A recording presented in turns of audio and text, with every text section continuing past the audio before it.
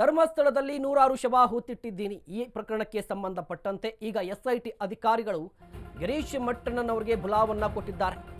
Girish ಮಟ್ಟಣ್ಣನವರಿಗೆ SIT ಅಧಿಕಾರಿಗಳು ಬುಲಾವನ್ನ ಕೊಟ್ಟಿದ್ದಾರೆ. SIT ಕಚೇರಿಗೆ ಮಟ್ಟಣ್ಣನವರು ಈಗಾಗಲೇ ಎಂಟ್ರಿ ಕೊಟ್ಟಿದ್ದಾರೆ. ನನಗೆ ಮಾಹಿತಿ ನೀಡಲು ಅವಕಾಶವನ್ನ ನೀಡಬೇಕು. ತನಿಖೆಗೆ ಪೂರಕವಾದ ದಾಖಲೆ ನನ್ನ ಬಳಿ ಇದೆ, ನಾನು ಕೊಡ್ತೀನಿ ಅಂತ ಹೇಳಿ ಈ ಹಿಂದೆ ಎಸ್ಐಟಿಗೆ ಗಿರೀಶ್ ಮಟ್ಟಣ್ಣನವರು ಒಂದು ಇಮೇಲ್ ಅನ್ನ ಕಳಿಸಿದ್ರು. ಸೊ ಹೀಗಾಗಿ ಅವರಿಗೆ ಒಂದು ನೋಟಿಸ್ ಅನ್ನ ಕೊಟ್ಟಿದ್ರು. ಬನ್ನಿ, ನಿಮ್ಮ ಹತ್ರ ಏನಿದೆ ಕೊಡಿ ಅಂತ ಹೇಳಿ.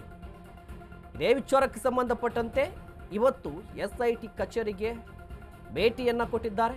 ಭೇಟಿಯನ್ನ ಕೊಟ್ಟು ಒಂದಿಷ್ಟು ಮಾಹಿತಿಯನ್ನು ಕೊಡ್ತಾ ಇದ್ದಾರೆ ಅಂತ ಗೊತ್ತಾಗ್ತಾ ಇದೆ. ನೋಡಿ, ಎಸ್ಐಟಿ ಅಧಿಕಾರಿಗಳು ಒಂದು ಕಡೆ ತನಿಖೆಯನ್ನು ನಡೆಸ್ತಾ ಇದ್ದಾರೆ.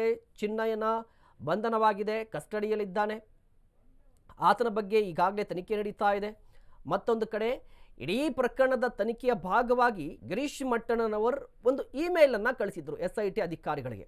ನೋಡಿ, ನಿಮ್ಮ ತನಿಖೆಗೆ ಪೂರಕವಾಗುವಂಥ ದಾಖಲೆ ನನ್ನ ಬಳಿ ಇದೆ, ಅವಕಾಶ ಕೊಡಿ, ಎಲ್ಲವನ್ನು ಕೂಡ ನಿಮಗೆ ಕೊಡ್ತೀನಿ ಅಂತ ಹೇಳಿ ಈ ಹಿಂದೆ ಒಂದು ಇಮೇಲನ್ನು ಕಳಿಸಿದ್ರಂತೆ. ಸೊ ಈಗ ಅವರಿಗೆ ಎಸ್ಐಟಿ ಅಧಿಕಾರಿಗಳು ಒಂದು ನೋಟಿಸನ್ನು ಕೊಟ್ಟಿದ್ರು. ಬನ್ನಿ, ಏನಿದೆ ಕೊಡಿ ಅಂತ ಹೇಳಿದರು. ಸೊ ಇವತ್ತು ಹೋಗಿದ್ದಾರೆ.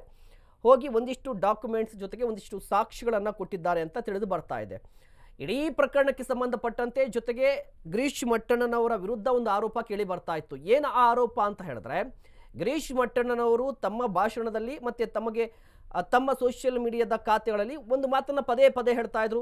ನನ್ನ ಬಳಿ ದಾಖಲೆ ಇದೆ, ಸಾಕ್ಷಿ ಇದೆ ಅಂತ ಪದೇ ಪದೇ ಹೇಳ್ತಾ ಇದ್ರು. ಇಷ್ಟೆಲ್ಲ ಸಾಕ್ಷಿಯನ್ನು ದಾಖಲೆ ಇಟ್ಕೊಂಡು ಏನು ಮಾಡ್ತಾ ಇದ್ರು, ಕೊಡಬೇಕಲ್ವಾ ಎಸ್ಐಟಿ ಅಧಿಕಾರಿಗಳಿಗೆ ಅಂತ ಹೇಳಿ ಒಂದಿಷ್ಟು ನಾಯಕರು, ಒಂದಿಷ್ಟು BJP ನಾಯಕರು ಜೊತೆಗೆ ಧರ್ಮಸ್ಥಳದ ಪರವಾಗಿ ಮಾತನಾಡುವಂಥ ಒಂದಿಷ್ಟು ಮಂದಿ ವಾದವನ್ನು ಮಾಡ್ತಾ ಇದ್ರು. ಸೊ ದಾಖಲೆ ಇಟ್ಕೊಂಡು ಏನು ಮಾಡೋದು? ಈಗ ಗಿರೀಶ್ ಮಟ್ಟಣ್ಣನವರು ಕೂಡ ಇದೇ ವಿಚಾರಕ್ಕೆ ಸಂಬಂಧಪಟ್ಟಂತೆ ಎಸ್ಐಟಿ ಅಧಿಕಾರಿಗಳಿಗೆ ಒಂದು ಇಮೇಲನ್ನು ಮಾಡಿದರು. ಸೊ ಆ ಇಮೇಲನ್ನು ನೋಡಿ ಅವರಿಗೆ ಒಂದು ನೋಟಿಸನ್ನು ಕೊಟ್ಟಿದ್ದರು. ಇವತ್ತು ಹೋಗಿದ್ದಾರೆ, ವಿಚಾರಣೆಗೆ ಹಾಜರಾಗಿದ್ದಾರೆ, ಜೊತೆಗೆ ಅವರಿಗೆ ಗೊತ್ತಿರುವಂಥ ಒಂದಿಷ್ಟು ಡೀಟೇಲ್ಸನ್ನು ಕೊಟ್ಟಿದ್ದಾರೆ ಅನ್ನುವ ಮಾಹಿತಿ ಕೂಡ ಇದೆ.